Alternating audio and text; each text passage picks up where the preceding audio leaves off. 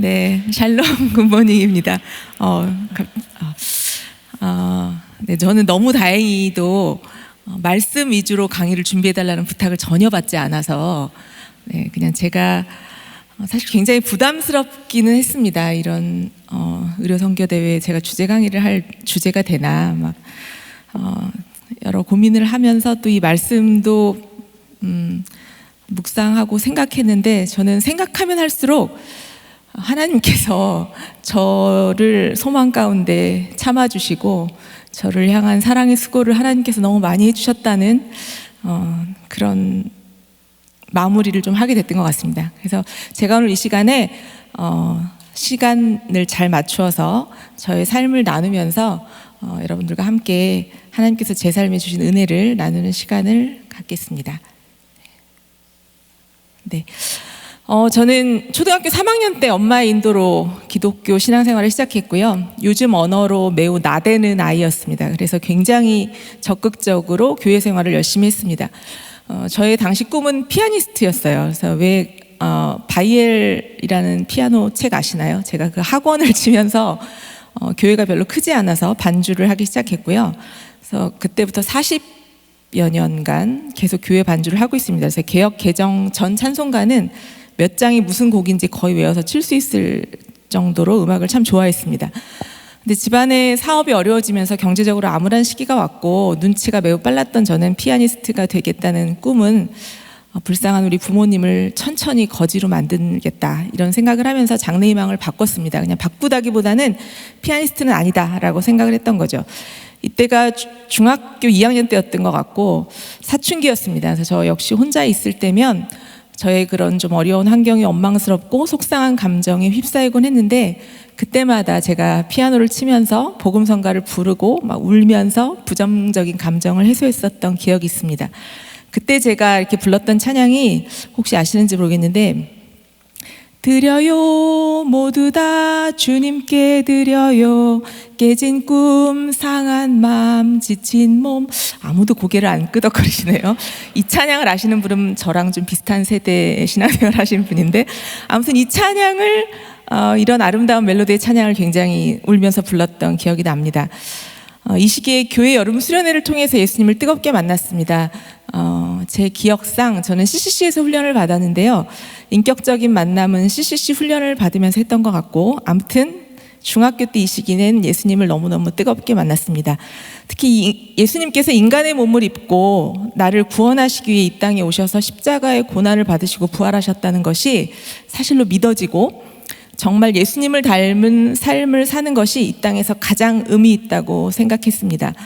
그래서 피아니스트라는 꿈을 포기하고 안정적으로 부모님을 도울 수 있는 전공을 고민하다 보니까 교사가 될까, 약사가 될까 막 이런 생각을 했는데 저는 당시 가장 주님 닮은 삶이 간호사라고 생각하게 되었고 그래서 당시 매우 인기가 없었던 간호학과에 들어가게 됩니다.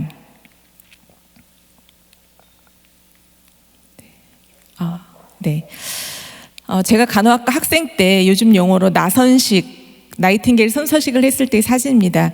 이 시기 저희가 처음으로 간호사 머리에 캡을 쓰는 가관식을 거부하면서 촛불 의식으로 바꾸었습니다. 요즘은 촛불 모양의 랜턴을 들고 세레모니를 하는데 이때는 진짜 양초에 불을 붙였거든요. 자신을 태워가면서 주위를 환하게 밝히는 양초의 모습은 정말 간호사라는 직업 가장 주님 닮은 삶의 모습이라는 생각이 들었던 것 같습니다. 저는 네, 제가 새로 드린 슬라이드가 아닌 것 같습니다. 어쨌든 제 하나님을 사랑하는데 전임 사역자 선교사로서의 헌신은 굉장히 주저주저했습니다. 서약을 지키지 않았다가 큰 책망을 받는 것보다는 드러나는 서약을 하지 않아야지라고 생각했던 것 같습니다. 그래서 제가 섬기던 교회 구세군 교회거든요. 가까이 중앙회관이 있는데 1년에 한 번 구세군 사관으로 헌신을 격려하는 예배가 있었습니다. 그래서 통성 기도를 막 하면서 하나님의 음성에 반응하고 앞으로 나오라고 하시잖아요. 근데 저는 늘 그 순간에 피아노를 치면서 통성기도의 배경음악을 담당하고 있었기 때문에 앞으로 나갈 수가 없었습니다.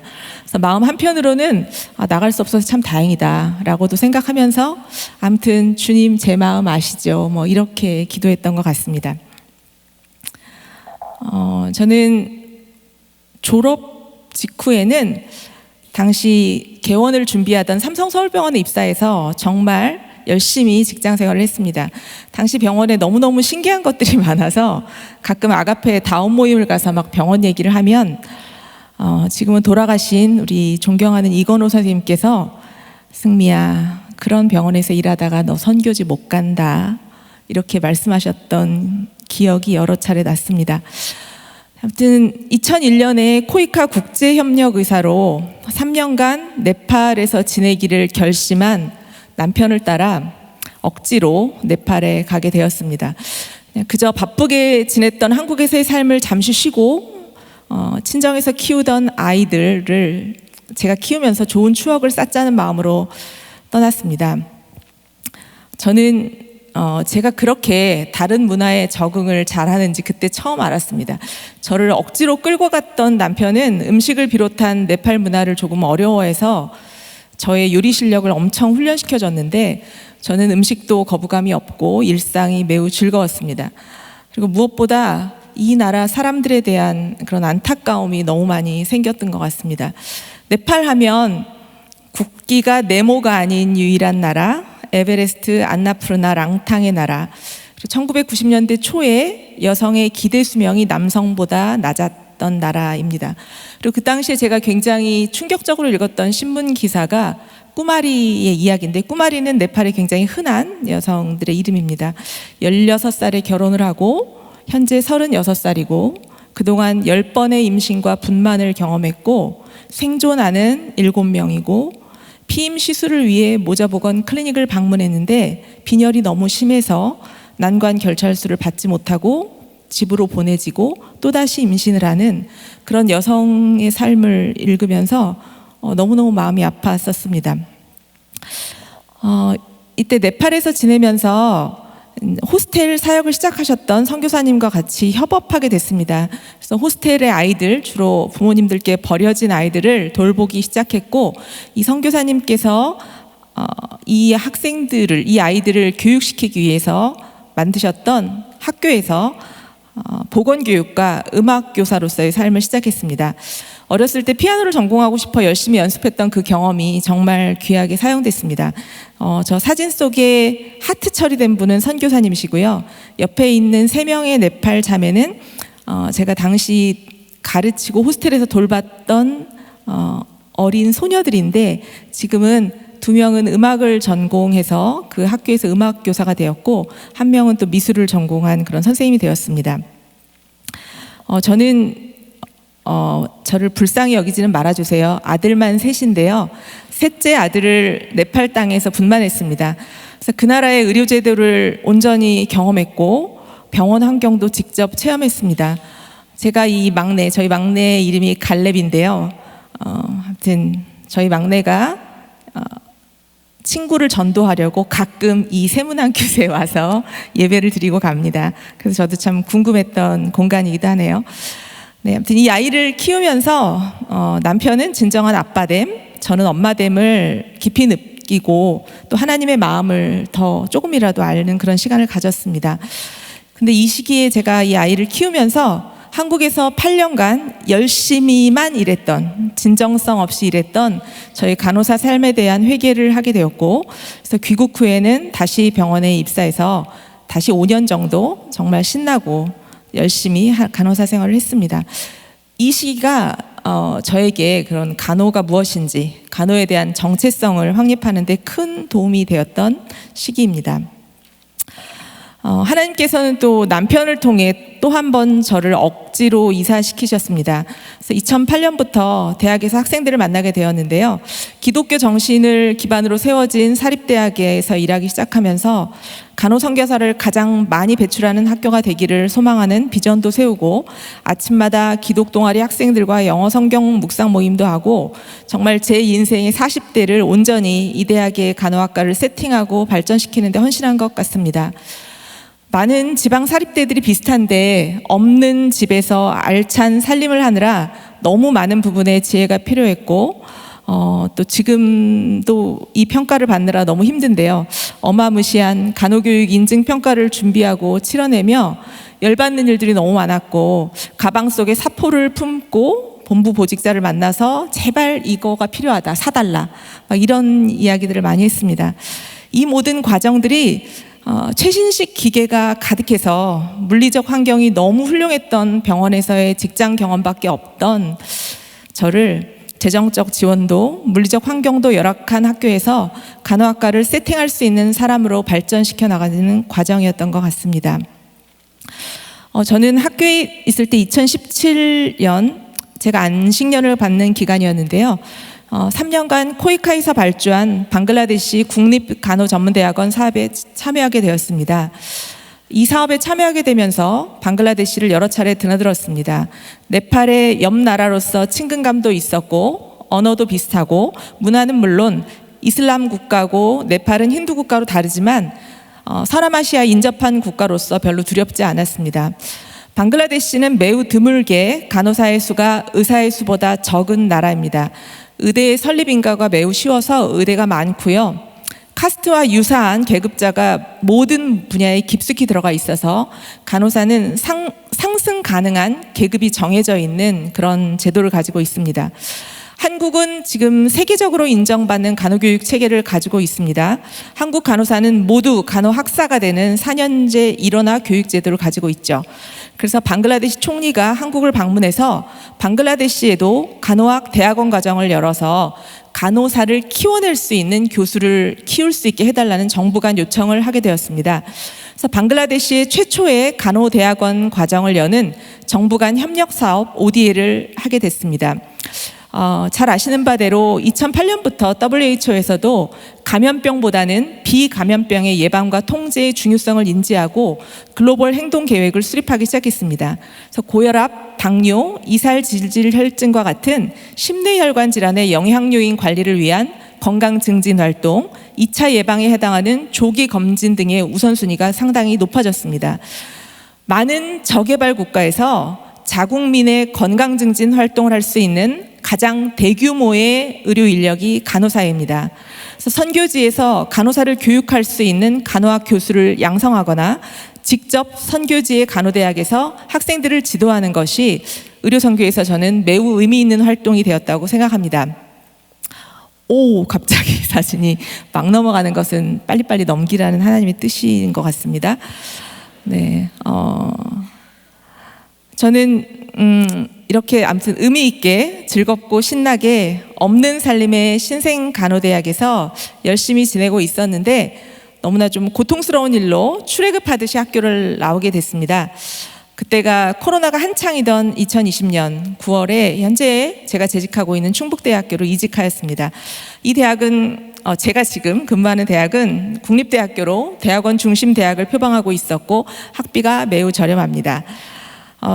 제가 방글라데시에서 ODA 사업의 연구원으로 일하던 간호사 출신의 이슬 선교사님에게 방글라데시 간호대학에서 교수를 해보시도록 도전했습니다. 한국의 방송통신대학에서 온라인 과정으로 석사 과정을 열고 있습니다. 이슬 선교사님은 방통대에서 석사 과정을 마친 상태였거든요. 혹시 해외 선교지에서 학위 과정을 고민하는 우리 간호사 선교사님들 계시다면 방송통신대학에서 석사 과정을 하실 수 있습니다. 매우 수준이 높습니다.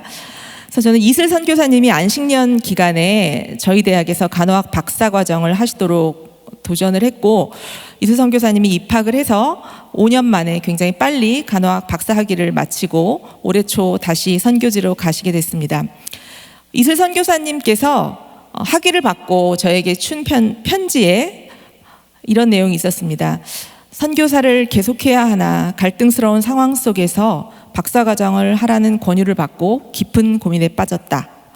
저는 그런 상황은 전혀 몰랐습니다. 그런 고민이 있었다면 그렇게 강력하게 도전하지 않았을 것 같아요. 단지 꼼꼼하고 학문적 열정이 많은 그 선교사님의 잠재된 역량을 좀 키워드리고 싶었습니다. 선교사님은 정말 열정적으로 학업에 임하였고 지금 방글라데시의 규모가 큰 사학재단에서 세운 간호대학원의 주임 교수로 사역을 시작하셨습니다. 이슬 선교사님의 박사과정을 지도하면서 왜 제가 출애굽하듯이 그렇게 사랑했던 학교를 나오고 충북대로 오게 되었던 이유를 깨닫게 된 것 같습니다. 하여튼 이 사진들은 제가 학생들과 네팔에 봉사 가서 다양한 활동을 하는 사진입니다. 뒤에 다시 말씀드리겠습니다. 저는 이 시간에 간호선교사를 꿈꾸는 많은 분들께 선교지의 간호사를 교육하는 교육선교의 길을 이야기하고 싶습니다. 사실 한국 안에서는 간호사들이 이제야 간호법이 생기고 영혼을 탈탈 털어내는 것처럼 일하지만 그에 걸받는 대우를 못 받고 있어 마음 한편으로 불편한 느낌, 때론 분노를 느끼며 현장에서 일하는 크리스찬 간호사들을 많이 보게 됩니다. 한국의 병원 간호 상황은 아직 많이 변화가 필요하겠지만 한국의 간호교육 수준은 앞서 말씀드린 것처럼 매우 높습니다. 제가 앞서 어마무시하게 힘든 간호교육 인증평가를 말씀드렸는데요. 이러한 인증평가 덕분에 우리 간호교육 수준이 세계적으로 인정받는 근거가 되기도 합니다. 그래서 한국에서 간호학 석박사 과정을 마치고 저개발 국가에 자국민의 건강 증진 활동을 할 수 있는 가장 적합한 직종, 즉 대규모로 양성이 가능한 적합한 직종인 간호사를 선교지에서 교육할 수 있는 간호학 교수로서의 사역을 하거나 직접 선교지에서 간호대학의 학생들을 지도하는 것이 제 생각에는 매우 전망이 맑은 분야인가 싶습니다. 또 코이카를 비롯한 다양한 정부기구, NGO에서 발주하는 국제협력 사업을 통해 선교지를 덮거나 선교사역을 직접 할 수도 있습니다. 충북대학교에 와서는요, 네팔에 제가 일했던 학교, 그 학교로 학생들과 10일 정도 봉사를 갑니다. 저희 학교와 MOU도 맺었고 충북대 이름의 장학금도 만들었습니다. 그곳에 가서 학부형과 교사들의 대사증후군 스크리닝 검사를 학생들과 직접 하고 보건 교육도 하고, 또 간호학과 학생들은 현지 학생들에게 재미있고 의미 있는 성교육이나 과학교육 등을 합니다. 제가 앞서 막 넘어간 사진들이 그런 사진이었습니다. 특별히 성교육이 그 지역의 아이들에게 의미가 있는 것은 굉장히 가족 간의 성폭행 이런 문제들이 있고 이런 성인식에 대한 교육이 제대로 이루어지지 않아서 여학생들이 많이 억압되어 있는 모습들을 볼 수 있기 때문에 WHO에서 또 유니세프에서 권장한 포괄적 성교육을 준비해서 하고 있습니다. 마지막 날은 항상 K컬처의 날로 한국 노래, 춤, 게임을 하는데 얼마나 현지 학생들이 무궁화 꽃이 피었습니다를 정확히 발음하며 그 게임을 하는지 정말 놀랍습니다. 이러한 활동들이 참여하는 우리 간호학과 학생들을 성장시키면 물론이고 선교지의 학교에도 상당한 홍보 효과가 있어서 학생 모집에 도움이 많이 된다고 합니다. 정말 사진이 좀 잘 안 나옵니다. 네, 이슬 선교사님이시고요. 이슬 선교사님 이제 방국에 가셔서 사역을 시작한 사진입니다. 네. 국제봉사에 참여하는 학생들 중에는 넌크리스찬이 대부분이지만 저는 짬짬이 선교사님들을 또 만나고 사역지를 방문하고 원하는 학생들과 함께 선교사님을 만나기도 합니다. 또 봉사 마지막 날에는 기도하는 마음으로 히말라야 미니 트레킹을 학생들과 합니다. 하나님 눈산을 꼭 보여주세요. 한국의 도시 문화에 찌든 우리 아이들에게 자연을 통한 하나님의 광대하심을 경험케 해달라는 기도를 드립니다. 죄송합니다. 하여튼 슬라이드가 좀 제가 새로 보낸 슬라이드가 안 간 것 같아요. 그래서 제가 학생들과 함께 눈산 앞에서 찍은 사진을 좀 넣었었는데 학생들, 제가 어제 이 강의 준비를 마무리하면서 학생들이 쓴 후기를 다시 한번 읽어봤습니다. 그 학생들의 후기에는 그런 내용이 있습니다. 내가 뭔가를 줄 수 있다고 생각해서 왔는데 너무 많은 것을 받아가서 미안하다, 고맙다. 또 제가 선교사님들과 함께 이렇게 기도하면서 또 나이가 드니까 자꾸 눈물이 나요. 그래서 이렇게 울면서 기도하는 모습을 그냥 관찰한 학생이 그런 표현을 썼습니다. 어떻게 하면 이렇게 나랑 상관없어 보이는 사람을 위해서 울 수 있지? 그리고 어떤 학생은 그런 표현을 썼습니다. 정말 엄청난 히말라야 눈산 앞에 서니 내가 너무 겸손하게 살아야 되겠다는 생각을 들었다. 그래서 저의 그런 모든 기도에 하나님께서 신실하게 응답하시는 것을 경험했습니다. 제가 시간을 정확히 지키려고 4페이지로 이 원고를 준비했는데요. 저는 앞서 말씀드린 것처럼 제가 하나님께 드린 데살로니가전서에 나오는 말씀처럼 제가 막 사랑의 수고를 한 건 정말 없는 것 같습니다. 그런데 하나님께서 저를 많이 참아주시고 제 인생의 중요한 순간에 억지로 저를 인도하셔서 제가 고백했던 예수 닮고 예수 따르는 삶을 살 수 있도록 인도해 주신 것에 너무너무 감사드립니다. 주저주저하고 그랬던 제 마음 또 제 스타일을 다 아시는 주님께서 인도하셨음을 고백합니다. 저는 그저 하나님께서 주도하시는 사랑의 수고 그리고 하나님께서 주도하시는 선교적 삶의 추종자였을 뿐인 것 같습니다. 감사합니다.